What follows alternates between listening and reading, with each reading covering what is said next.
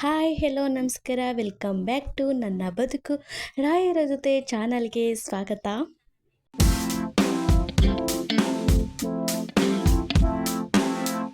Hi hello ಎಲ್ಲರೂ ಹೇಗಿದ್ದೀರಾ? ಚೆನ್ನಾಗಿದ್ದೀರಾ ಅನ್ಕೋತೀನಿ.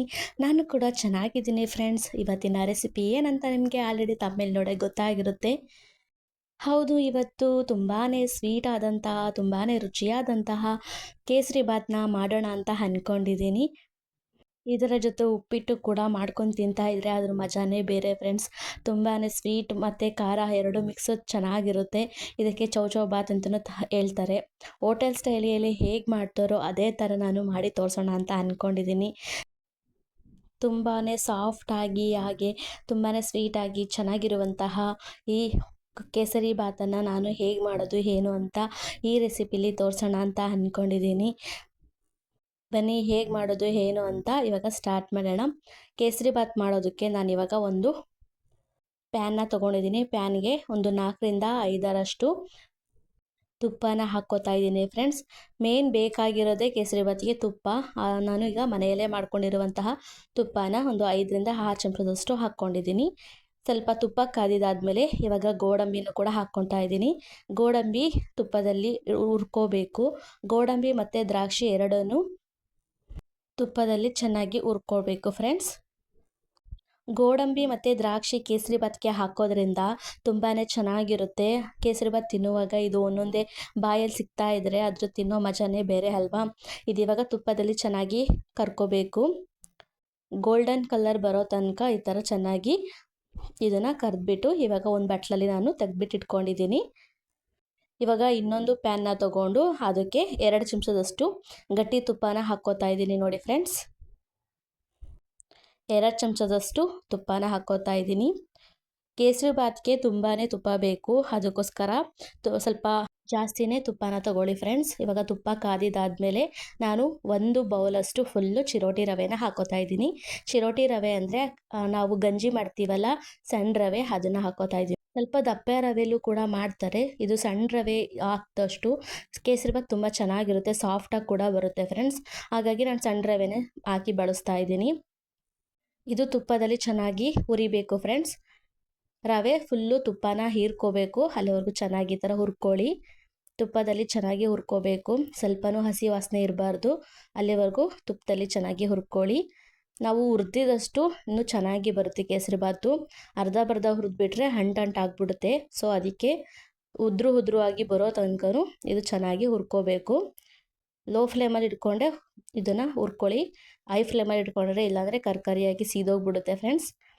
ಇವಾಗ ಚೆನ್ನಾಗಿ ಇದು ಹುರಿತಾ ಇದ್ದೀನಿ ನಾನು.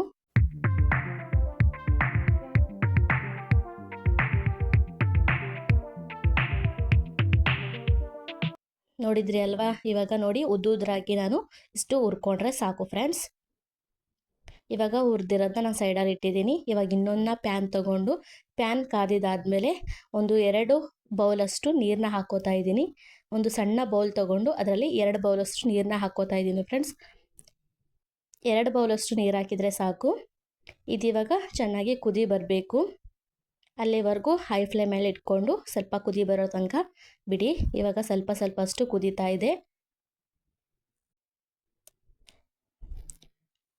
ಇವಾಗ ಕುದಿಯೋ ಟೈಮಲ್ಲಿ ನಾನು ಫುಡ್ ಕಲರ್ನ ಹಾಕ್ಕೋತಾ ಇದ್ದೀನಿ. ನಾನು ಲೆಮನ್ ಫುಡ್ ಕಲರ್ನ ತೊಗೊಂಡಿದ್ದೀನಿ ಫ್ರೆಂಡ್ಸ್. ಕೇಸರಿ ಕಲರು ಕೂಡ ಬರುತ್ತೆ, ನೀವು ಅದನ್ನು ಕೂಡ ಹಾಕ್ಕೋಬೋದು. ಅಥವಾ ಫುಡ್ ಕಲರ್ ಇಲ್ಲ ಅಂದರೆ ನೀವು ಹಾಗೆ ಕೂಡ ಮಾಡ್ಕೋಬೋದು ಫ್ರೆಂಡ್ಸ್. ಇದಕ್ಕೆ ಅನಾನಸ್ಸು ಹಾಗೆ ಮ್ಯಾಂಗೋ ಕೂಡ ಹಾಕಿಬಿಟ್ಟು ಕೂಡ ಮಾಡ್ತಾರೆ. ನಾನು ಫುಡ್ ಕಲರ್ನ ಹಾಕಿದ್ದೀನಿ. ಹಾಗೆ ಸ್ವಲ್ಪದಷ್ಟು ಕೇಸರಿ ದಳನೂ ಕೂಡ ಹಾಕ್ಕೊಂಡಿದ್ದೀನಿ. ಇದು ಇವಾಗ ಸ್ವಲ್ಪ ಹೊತ್ತು ಕುದಿಬೇಕು, ಚೆನ್ನಾಗಿ ಕುದಿಬೇಕು. ಹೈ ಫ್ಲೇಮಲ್ಲಿ ಇಟ್ಕೊಂಡು ಸ್ವಲ್ಪ ಹೊತ್ತು ಕುದಿಯೋದಕ್ಕೆ ಬಿಡಿ ಫ್ರೆಂಡ್ಸ್.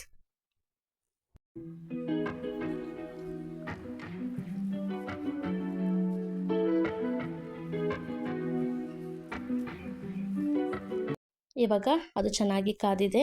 ನಾನೀಗ ಹುರಿದು ಇಟ್ಕೊಂಡಿರುವಂತಹ ರವೆನ ಹಾಕ್ಕೋತಾ ಇದ್ದೀನಿ ನೋಡಿ. ಆ ಕುದಿಯೋ ಟೈಮಲ್ಲಿ ಈ ರವೆನ ಹಾಕಬೇಕು. ಹಾಕಿಬಿಟ್ಟು ಒಂದ್ಸಲ ಚೆನ್ನಾಗಿ ಮಿಕ್ಸ್ ಮಾಡ್ಕೊಳ್ಳಿ.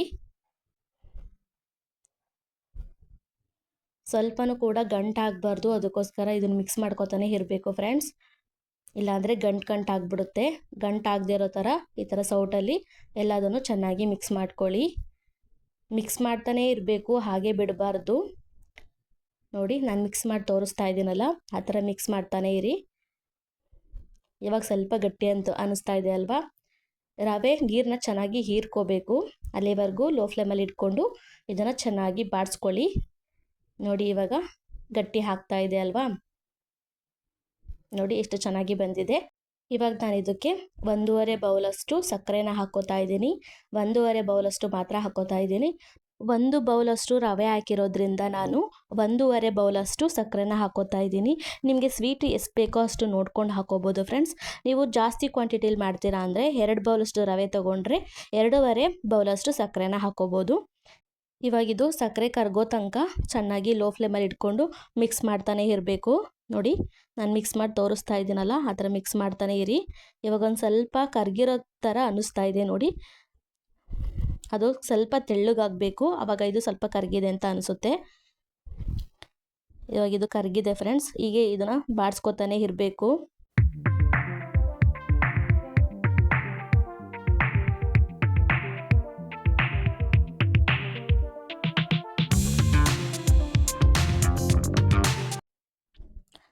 ಕರಗ್ತಾ ನೋಡಿ ಈ ಥರ ಗಟ್ಟಿ ಆಗುತ್ತೆ.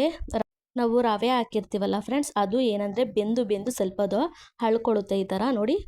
ಇವಾಗ ಎಷ್ಟು ಚೆನ್ನಾಗಿ ಒಂಥರ ಬೆಣ್ಣೆ ಥರ ಬಂದಿದೆ ಫ್ರೆಂಡ್ಸ್. ನೋಡೋದಕ್ಕೆ ಸೇಮ್ ಬೆಣ್ಣೆ ಥರನೇ ಇದೆ ಅಲ್ವಾ? ಈ ಥರ ಸಾಫ್ಟಾಗಿ ಬರುತ್ತೆ ಸಣ್ಣ ರವೆ ಹಾಕೋದ್ರಿಂದ. ತುಂಬಾ ಚೆನ್ನಾಗಿದೆ ಫ್ರೆಂಡ್ಸ್ ನೋಡೋದಕ್ಕೂ ಅಲ್ವಾ? ಇವಾಗ ಇದಕ್ಕೆ ನಾನು 2 ಚಮಚದಷ್ಟು ತುಪ್ಪನ ಹಾಕ್ಕೋತಾ ಇದ್ದೀನಿ. 2 ಚಮಚದಷ್ಟು ತುಪ್ಪ ಹಾಕ್ಕೊಂಡ್ರೆ ಸಾಕು ಫ್ರೆಂಡ್ಸ್. ಕೇಸರಿ ಬಾತಿಗೆ ಮೇನ್ ಬೇಕಾಗಿರೋದೇ ತುಪ್ಪ ಜಾಸ್ತಿ ಬಳಸ್ತೀವಿ ಕೇಸರಿ ಬಾತಿಗೆ, ಹಾಗಾಗಿ ಸ್ವಲ್ಪ ಜಾಸ್ತಿನೇ ತೊಗೊಳ್ಳಿ ತುಪ್ಪ. ಇವಾಗ ತುಪ್ಪನ ಹಾಕಿಬಿಟ್ಟು ಚೆನ್ನಾಗಿ ಇದನ್ನು ಮಿಕ್ಸ್ ಮಾಡಬೇಕು. ಇವಾಗ ಗಟ್ಟಿ ಇದೆಯಲ್ಲ, ಅದು ಸ್ವಲ್ಪ ತೆಳ್ಳಗಾಗಬೇಕು, ಅಲ್ಲಿವರೆಗೂ ಚೆನ್ನಾಗಿ ಮಿಕ್ಸ್ ಮಾಡ್ಕೊಳ್ಳಿ. ನಾನು ತೋರಿಸ್ತಾ ಇದ್ದೀನಲ್ಲ, ಆ ಥರ ಚೆನ್ನಾಗಿ ಮಿಕ್ಸ್ ಮಾಡ್ತಾನೇ ಇರಬೇಕು ಫ್ರೆಂಡ್ಸ್. ಲೋ ಫ್ಲೇಮಲ್ಲಿ ಇಟ್ಕೊಂಡು ಈ ಥರ ಮಿಕ್ಸ್ ಮಾಡ್ಕೊತಾನೇ ಇರಿ. ತುಪ್ಪ ಹಾಕಿರೋದ್ರಿಂದ ಯಾವುದೇ ಕಾರಣಕ್ಕೂ ಪಾತ್ರೆಗೆ ಅಂಟೋದಿಲ್ಲ.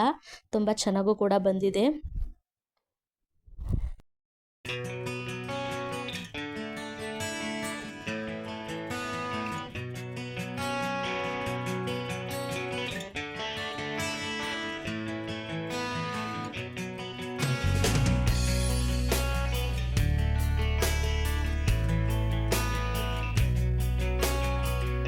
ಇವಾಗ ನೋಡಿ ಇದು ಚೆನ್ನಾಗಿ ತುಪ್ಪದಲ್ಲಿ ಮಿಕ್ಸ್ ಆಗಿದೆ ಫ್ರೆಂಡ್ಸ್. ಇವಾಗ ಇದು ರೆಡಿ ಆಗಿದೆ. ಇವಾಗ ನಾನು ಇದಕ್ಕೆ ಕರ್ದಿ ಇಟ್ಕೊಂಡಿರುವಂತಹ ಗೋಡಂಬಿ ಮತ್ತು ದ್ರಾಕ್ಷಿನ ಹಾಕೋತಾ ಇದ್ದೀನಿ. ಒಂದು ಬೌಲಲ್ಲಿ ತೆಗೆದಿಟ್ಕೊಂಡಿದ್ವಲ್ಲ ಗೋಡಂಬಿ ದ್ರಾಕ್ಷಿ, ಅದನ್ನು ಹಾಕೋತಾ ಇದ್ದೀನಿ ಫ್ರೆಂಡ್ಸ್. ಹಾಕ್ಕೊಂಡು ಚೆನ್ನಾಗಿ ಇದನ್ನು ಮಿಕ್ಸ್ ಮಾಡಬೇಕು.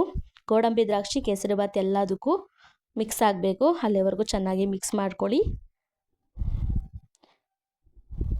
ಎಷ್ಟು ಮಿಕ್ಸ್ ಮಾಡ್ತೀವೋ ಅಷ್ಟು ಚೆನ್ನಾಗಿ ಬರುತ್ತೆ ಫ್ರೆಂಡ್ಸ್, ಸಾಫ್ಟಾಗಿ ಬರುತ್ತೆ.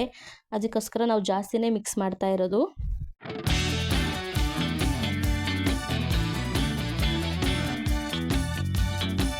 ಇವಾಗ ಇದು ರೆಡಿ ಆಗಿದೆ ಫ್ರೆಂಡ್ಸ್. ನೋಡಿ ಎಷ್ಟು ಸಾಫ್ಟಾಗಿ ಬಂದಿದೆ. ನಾನು ತೋರಿಸ್ತಾ ಇದ್ದೀನಿ, ಸ್ಪೂನಲ್ಲಿ ಎತ್ಬಿಟ್ಟು ತೋರಿಸ್ತಾ ಇದ್ದೀನಿ. ನೋಡಿ ಎಷ್ಟು ಸಾಫ್ಟಾಗಿ ಬಂದಿದೆ. ತುಂಬಾ ಟೇಸ್ಟಿಯಾಗಿ ಕೂಡ ಇದೆ. ಸಿಹಿ ಎಲ್ಲ ಚೆನ್ನಾಗಿ ಹತ್ಕೊಂಡಿದೆ ಫ್ರೆಂಡ್ಸ್. ತುಂಬಾ ಚೆನ್ನಾಗಿದೆ ಮಾತ್ರ. ತುಂಬಾ ಈಸಿಯಾಗೂ ಕೂಡ ಇದೆ ಫ್ರೆಂಡ್ಸ್. ಈಗ ಒಬ್ಬೊಬ್ಬರಿಗೆ ಕೇಸರಿಬಾತ್ ಮಾಡೋದಕ್ಕೆ ಬರಲ್ಲ, ಕಷ್ಟ ಅನ್ಕೊತಾರೆ. ಇದು ತುಂಬಾ ಈಸಿ ಇದೆ, ಆರಾಮಾಗಿ ಮಾಡ್ಕೋಬೋದು. ಇದ್ರ ಜೊತೆ ಉಪ್ಪಿಟ್ಟು ಕೂಡ ಮಾಡಿಕೊಂಡು ತಿಂತಾ ಇದ್ರೆ ಅದ್ರ ಮಜಾನೇ ಬೇರೆ ಅಲ್ವಾ ಫ್ರೆಂಡ್ಸ್. ತುಂಬಾ ಚೆನ್ನಾಗಿರುತ್ತೆ. ಮನೆಯಲ್ಲಿ ಏನಾದರೂ ಸಣ್ಣ ಫಂಕ್ಷನ್ ಮಾಡುವಾಗ ಈ ಥರ ಏನಾದರೂ ಸ್ವೀಟ್ ಮಾಡ್ತಾ ಇರ್ತೀವಲ್ವ, ಈ ಥರ ಮಾಡ್ಕೊಂಡು ಆರಾಮಾಗಿ ತಿನ್ಬೋದು ಫ್ರೆಂಡ್ಸ್. ನೋಡಿದ್ರಿ ಅಲ್ವಾ? ಈಗ ಈ ವಿಡಿಯೋ ಯಾರಿಗೆಲ್ಲ ಇಷ್ಟ ಆಗಿದೆ ಪ್ಲೀಸ್ ಎಲ್ಲರೂ ಒಂದು ಸಬ್ಸ್ಕ್ರೈಬ್ ಮಾಡ್ಕೊಳ್ಳಿ.